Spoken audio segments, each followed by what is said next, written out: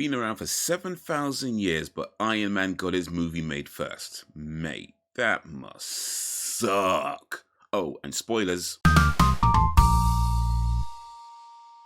Welcome to the channel, I'm Hayes, I talk movies all day, so subscribe right now if you want to be entertained. And today, I want to talk about Eternals, the 2021 MCU movie that literally nobody asked for. Remember when they put out Ant-Man and people thought Marvel was just scraping the bottom of the barrel for superhero movies to make? Turns out, they were just scratching the surface. The list of comic books that most non-comic book geeks have never heard of runs deep. So at this point, there is no good reason why we don't have a Howard the Duck reboot yet. Come on Disney, get it together. But anyway, here's what's gonna happen. I'm gonna go through the movie, tell you why it's trash, and then at the end, drop a few final thoughts. So the movie starts off with making you read. Filmmakers need to understand that making you read before a movie is like a cab driver making you walk halfway to your destination before picking you up. Look, I paid for you to tell me a story, not to come here and do homework. It's a $200 million movie, the least you could do is get someone to narrate it.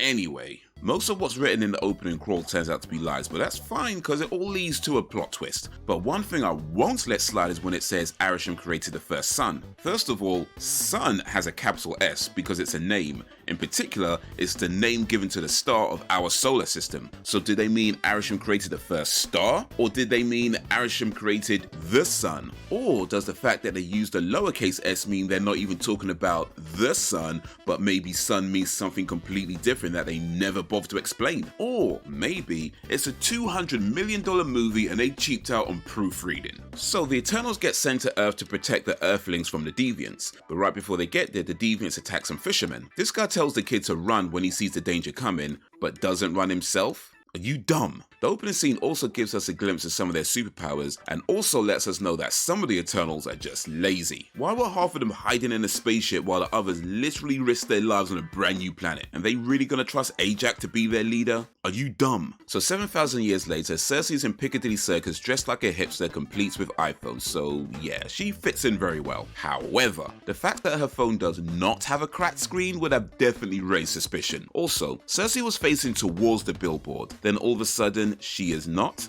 Is this one of her superpowers? Or is this a $200 million movie and they cheaped out on continuity? Also, this version of the Lexus NX came out in 2021, so will that still be considered new in 2023 when this part of the movie is set? And for anybody thinking, well maybe it's just an old billboard that hasn't been changed yet. Nah, this is Piccadilly Circus, they change those adverts regular. Dane Whitman is teaching a class of children, uses the word slag, and not a single person laughs? I know it's a movie, but that's just so unrealistic. Also, Cersei asks the class a question and somebody actually puts their hand up to answer it. Yeah, they didn't do no research on British schools. When the earthquake happens and the stone thing's about to fall on the kid, Cersei uses her magic powers to turn it into sand, but she could have just held it up like a regular person. This situation did not call for superpowers. She practically just gave away her secret identity because you know somebody saw that. Cersei is 7,000 years old and she's messing around with this 30-something boy. This is far worse than Edward Cullen. Bars don't let children in, so Sprite would have had to pretend to be older to get past the bouncers. So, wouldn't Dane have seen Sprite turn?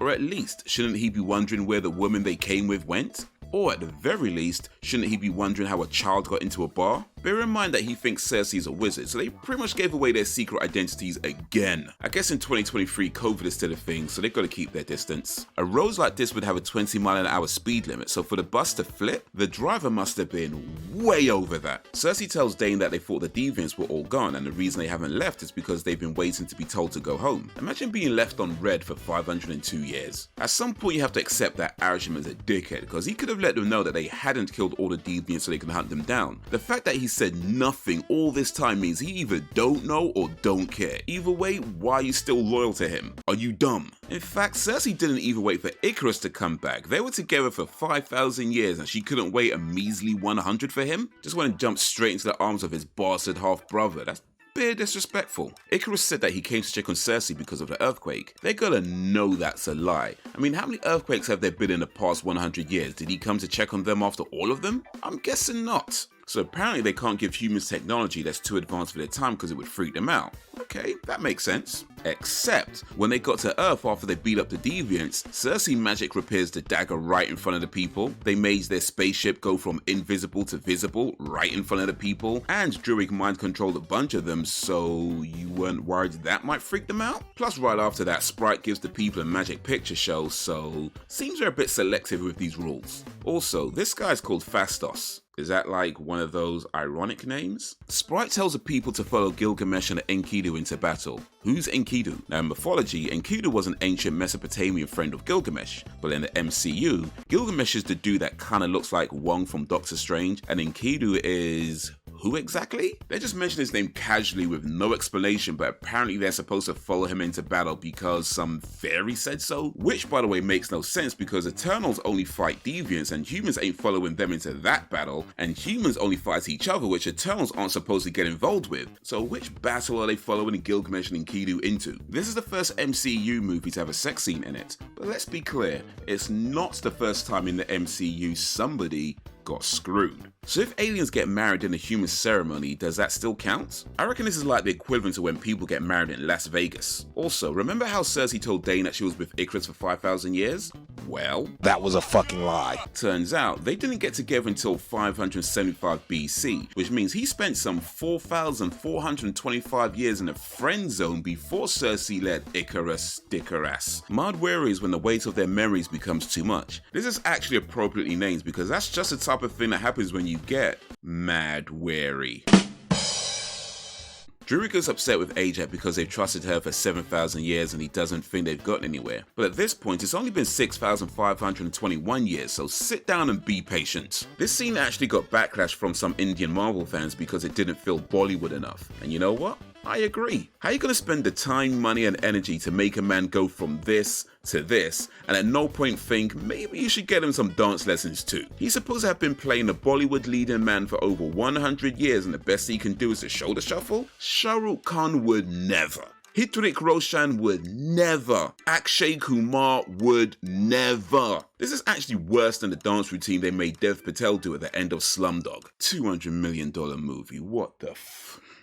Anyway, Sprite makes herself disappear, so when Icarus sat down next to Cersei, how did he know Sprite had gotten up? Or did he just not care either way? Kingo tells Sprite that he got sick of moving every 5 years because people freak out when they realize you don't age. Okay, but that's not a reason to abandon someone. He could have taken Sprite with him. And if he loves Sprite's story so much, why not just stay with Sprite? I understand Gilgamesh being upset when hearing Ajax died, but that's no reason to waste food. Are you dumb? The scene where Cersei talks to Arishem and he explains the big plan is where a lot of this movie falls apart. Arishem says that Celestials use intelligent life on host planets to create suns. Pretty sure he means stars, but whatever. Anyway, that leads to more life. Alright, so what does he need Tiamat for? Couldn't Arishem just do that himself? Let's just assume he can't. He created the deviants to kill Earth's predators so humans can get busy and multiply, but there was a flaw in the design and the deviants evolved and started killing humans. He then says that he made the Eternals incapable of evolution to correct his previous mistake with the deviants. But did he? Did he really correct his mistake? Maybe they can't evolve physically, but clearly they evolved mentally, and Arishem should have known that when Ajax was expressing concern. Are you dumb? If the Eternals were sent to get rid of the deviants, they don't need to be able to think. They don't really need to be able to communicate. Arishem should have made him with zero free will and one clear singular goal. Instead, he gives Phastos the ability to create super advanced technologies but tells them they can't give them to the humans because it might freak them out, which pretty much just renders him useless. Makari can run faster and let's be honest, that is a crap superpower.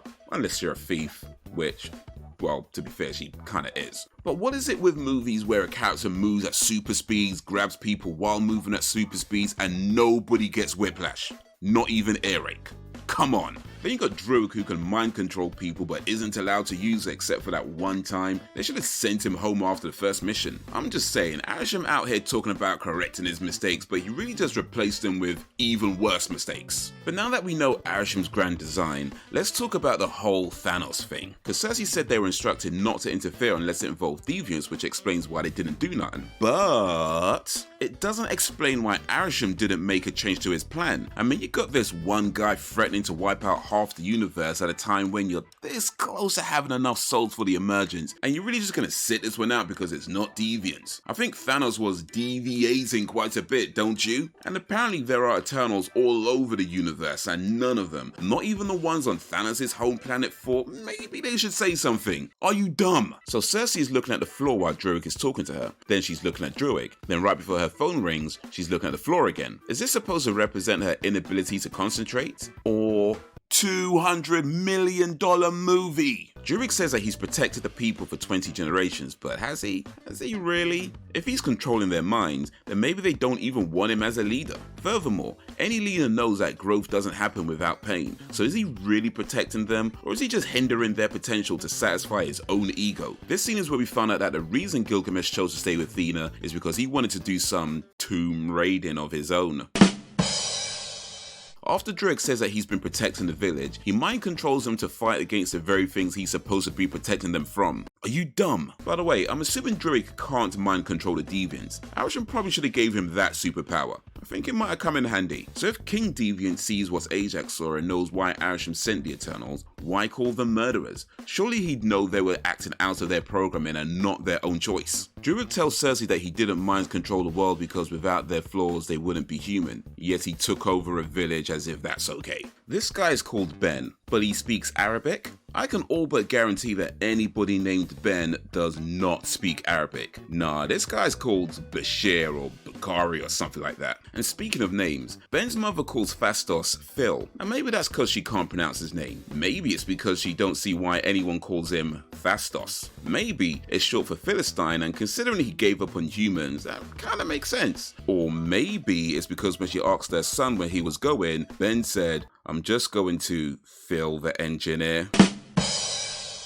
But considering Phastos referred to Cersei and Icarus as Sylvia and Isaac, he probably just told everyone his name is Philip, but that's never explained. And speaking of unexplained, they never do say why Minerva and Cersei look exactly the same, or why Phastos had his ears pierced since at least 5000 BC but didn't wear earrings until he came out the closet. So if the Doma was buried, how did Makari get in and out? Did she dig holes and bury it all by herself? If so, that's pretty impressive. But then why even do that when they can just make it go invisible and hover over the Bermuda Triangle? Also, Ajax told Sprite to go check on Cersei and they stayed together because they were both lonely. First of all, how was Sprite lonely if she was with Ajax? Also, how come no one thought to check on Makari, who was literally all on her Jack Jones for the past 500 and whatever years? So this is where a lot more of the movie falls apart. Ajax tells Icarus that she's followed Arishem like a puppy, but since she's been on the Earth, she don't think his plan is worth human sacrifice because she's seen people laugh. I love that. So you mean to tell me that in millions of years, with all the planets she's been to, this is the first time she's seen people love and laugh and blah blah blah? Really? This has never happened before? Really? But let's say that it hasn't. Isn't that all the more reason for her to want to follow through with Arishem's plan so that even more people can get to love and laugh and fight over who gets the last Rolo? Also, there was no good reason for Icarus to lie to the rest of the Eternals for as long as he did, especially when Kingo said that he thought it was a bad idea to mess around with a Celestial. But even worse, there was no good reason for Icarus to even show up in London. He killed Ajax 7 days before the emergence was due, and his original plan was to let the others find Ajax's body and then mess around with the deviants until the end of the world. So all he had to do was stay away from everyone. Instead, he shows up and helps them along the way, and then is all like, LOL, I'm the bad guy, haha. Are you dumb? Also, I know when they went to visit Ajax it was dark, but how did no one notice the grass had been burnt? Are you dumb? Now the thing about their plan to put Tiamat to sleep is that even if it works, it doesn't work. Arishem at any time can kill them all and replace them. Now I know that's not what happened, well, not yet anyway, but the fact that nobody considered how they're gonna explain this to the big boss is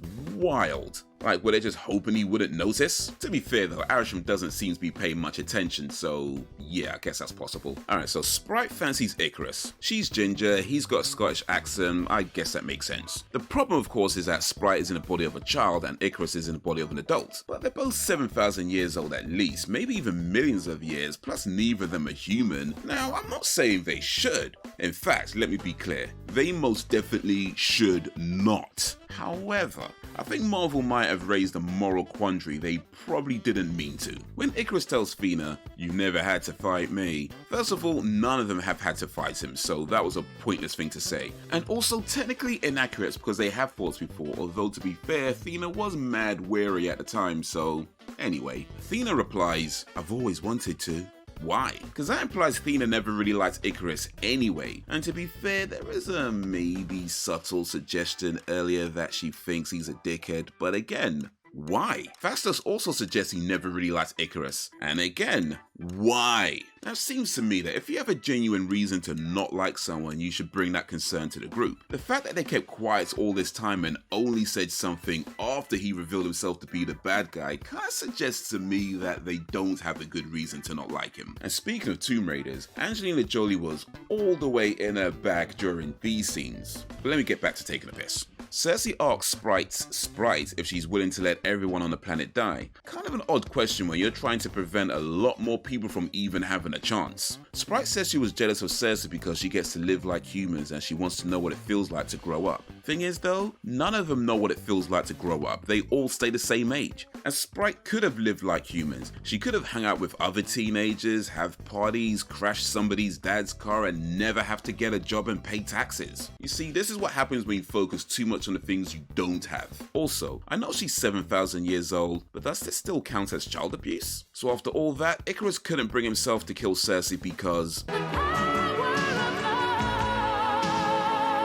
they managed to kill a Celestial, and they literally did not need Kingo. Man spent time in the gym getting proper buff to play that part, and they were like, "Nah, we don't even need you, fam." You know, I don't think Thena can hear what Makari is saying. Was Sprite following Druid back to the group like she didn't just stab Cersei? Girl didn't even apologize. Anyway, Sprite gets turned into a human, and the first thing she does is go to school. She's a 7,000-year-old teenager. What are you going to school for? Are you dumb? And I know Kingo says she's gonna need social skills, but did they forget that she's the one that's been telling all these stories? Pretty sure you need social skills for that, so... Thena sticks her hand in a toaster in front of a child and then uses her magic spear to give the kid an orange. This is actually both really cool and really stupid in equal amounts. Phastos makes his kid cover his ears but then doesn't use any swear words. Plus he lies to the boy about what he did on the beach. This kid gonna have trust issues. Phastos offers to shake Druid's hand because he knows Druid isn't a hugger, except...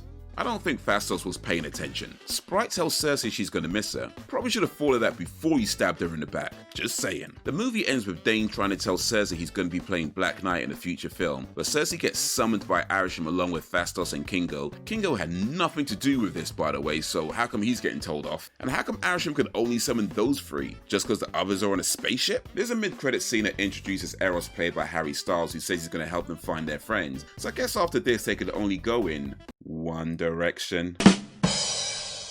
There's also a post-credit scene and a message saying, "Eternals will return." Well, never say never, but So before I get into my final thoughts, if you liked this movie, check out these movies. They're all ensemble movies that actually flesh out the characters instead of forgetting about half the cast until the film is about to end. So the first time I watched this film, I had a few mixed feelings about it. Overall, I enjoyed it, had some cool action, and tried something a little different from most MCU films. However, truth be told, I'm not sure I would have liked it as much if it wasn't an MCU film. Now let me be clear, this is by no means a rubbish movie, but if it wasn't attached to a much bigger epic story, I don't think this could stand on its own. It's effectively a love story between two people with opposing beliefs. In the end, Ikaris chooses his love for Cersei over his devotion to Arishem, but realizes he can't live with that choice and kills himself. It's a pretty tragic story, but I think he can be forgiven for not feeling how tragic it is because the movie doesn't really tell us much about who these characters are. I mean, this is the first MCU movie with an openly gay couple. It's the first with a female lead that isn't white. It's the first to feature a deaf superhero who also technically is the first transgender superhero as well. Plus the cast is racially and ethnically diverse, so yeah, they check in a lot of boxes with this one, and yet most of them still feel like token afterthoughts. Now they do of course get some character development, I just don't think they get enough to care that much by the time the movie ends. For example, if I asked you to tell me about Makari,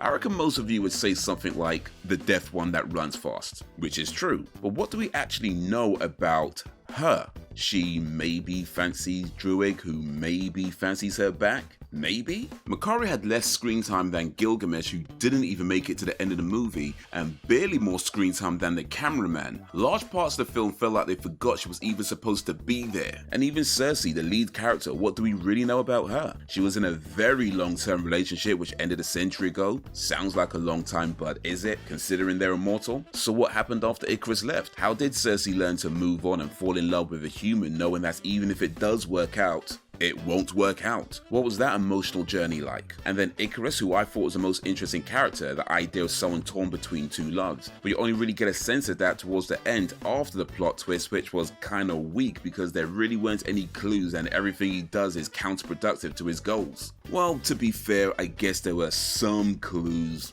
Kinda, like Icarus trying to stop Athena from going off on her own and hunting the deviants, and Icarus telling Ajax they should stay together. It's a stretch, I know, but I suppose they count as clues. But what I mean is, one of the things that makes a strong plot twist is when there are clues drops that are not noticeable on the first watch through. Minor hints and suggestions that don't get picked up on, but by the time the twist comes, it's like, oh, it all makes sense now. The way it's done in Eternals feels more like something that possibly could have given more insight was cut out, or the plot twist itself was just a last minute decision. Now look, far be it from me to tell creatives how to create. That's not what I'm about. At the end of the day, make the film you want in the way you want. However, as it was done this way, what we're left with is a film that seems like it has some pretty big ambitions, but just doesn't really deliver. Maybe it needed 3 movies, with the first movie completely set in the 5000 BC era that focuses on them as Eternals on a mission, getting to know them, all of them, really establishing who they are, continuing that progress for the second movie, and then by the time we get to the third movie, maybe then everything would have felt more,